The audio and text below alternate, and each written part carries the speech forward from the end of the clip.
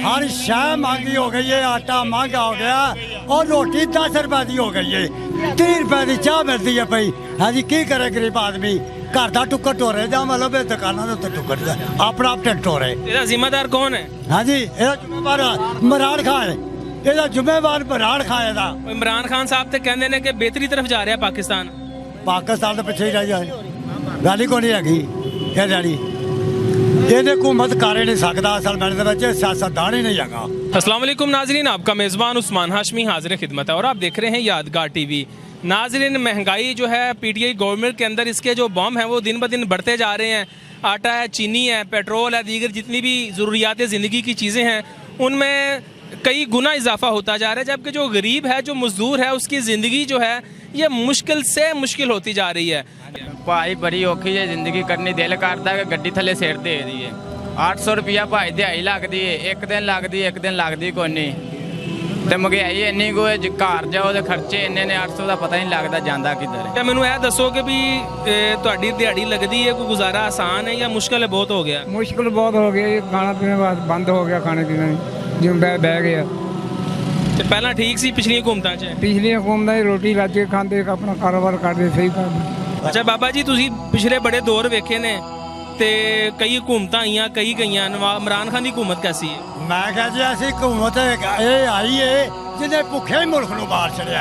समझ गए हो? किसी हुकूमत दे विच अज तक नहीं सी बंदा कोई भुखा मरिया। कारोबार करते सन, टुक्कर की बड़की भी लभदी सी। समझ गए? खुशहाल नाल अगले खाते सन। हुण ऐसी हुकूमत आई है जो बंदे ही आवाज़दार हो गए, घर के भी आवाज़दार हो गए, बंदे बादशाही को लभदी पई। अस्सलाम वालेकुम जी। हाँ जी, वालेकुम सलाम। बाबा जी की हाल है? ठीक ठाक हो? बल्ले बल्ले, अल्लाह ने खैर है। ਅੱਛਾ ਮੈਨੂੰ ਇਹ ਦੱਸੋ ਕਿ ਵੀ ਪਹਿਲੀਆਂ ਹਕੂਮਤਾਂ ਵੀ ਤੁਸੀਂ ਬੜੀਆਂ ਵੇਖੀਆਂ ਨੇ ਤੇ ਇਮਰਾਨ ਖਾਨ ਦੀ ਹਕੂਮਤ ਵੀ ਤੁਸੀਂ ਵੇਖ ਰਹੇ ਜੇ, ਤੇ ਕਿਹੜੀ ਹਕੂਮਤ ਤੁਹਾਨੂੰ ਚੰਗੀ ਲੱਗੀ ਹੈ? सानू हुकूमत इमरान खान भी चंगी है, पहली भी चंगी है, पर इमरान खान लैके बह गए। ਕਿਸ ਤਰ੍ਹਾਂ ਲੈ ਕੇ ਬਹਿ ਗਿਆ? ਕੀ ਹੋਇਆ? कारोबार लो, कारोबार तो दुनिया तंग आ गई है, ਤੰਗ ਆ ਗਈ ਦੁਨੀਆ बड़ी ਤੇ ਮਹਿੰਗਾਈ ਜਿਹੜੀ ਆਟਾ ਚੀਨੀ ਘਿਓ। महंगाई बड़ी हो गई, गरीब बंदा बड़ा औखा टाइम पास कर रहा है। ਠੀਕ ਹੈ, ਤੁਸੀਂ ਮਜ਼ਦੂਰੀ ਵਾਸਤੇ ਬੈਠੇ ਜੇ ਇੱਥੇ? मजदूरिया ते बैठे हैं, 10-15 दिन हो चला दिहाड़ी लाई नूं। ਯਾਨੀ ਕਿ 15 ਦਿਨ ਹੋ ਗਏ ਨਾ ਤੁਹਾਡੀ ਦਿਹਾੜੀ ਨਹੀਂ ਲੱਗੀ। मारे तो पहला ना बैठा हुआ। ਬਾਬਾ ਜੀ ਤੁਸੀਂ ਦੱਸੋ ਕਿ ਵੀ ਮਹਿੰਗਾਈ ਹੈ ਵੇ, ਗੁਜ਼ਾਰਾ ਚੱਲ ਰਿਹਾ ਸਹੀ ਹੈ ਕਿ ਨਹੀਂ? महंगाई तो बे भाई है, तो टुकर तो भी हाथ रोए बैठे हैं। हाँ जी, कोई शह नहीं, मतलब वेले इतने बैठे आन के सवेर तक नमाज पढ़ते आन के इतने बैठे थे, कोई शह नहीं। अल्लाह ने किन्ने 15-20 दिन हो गए वेले बैठे नूं, ते खाइए कितों असी? हाँ जी, कोल साढ़े कोल कोई नहीं। मैं अज कसम देना वा, मैं 18-12 का भुखा मैं आप बैठा वा, तो बच्चों को कितों मैं।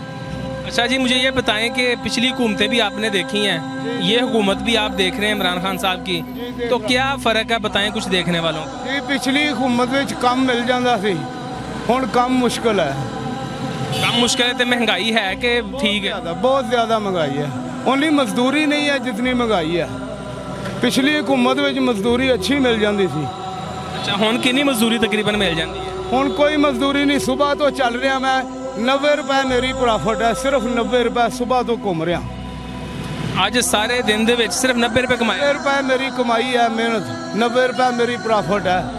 खाना पीना मुश्किल हो गया, मजदूर बंदे वास्ते जीना मुश्किल हो गया।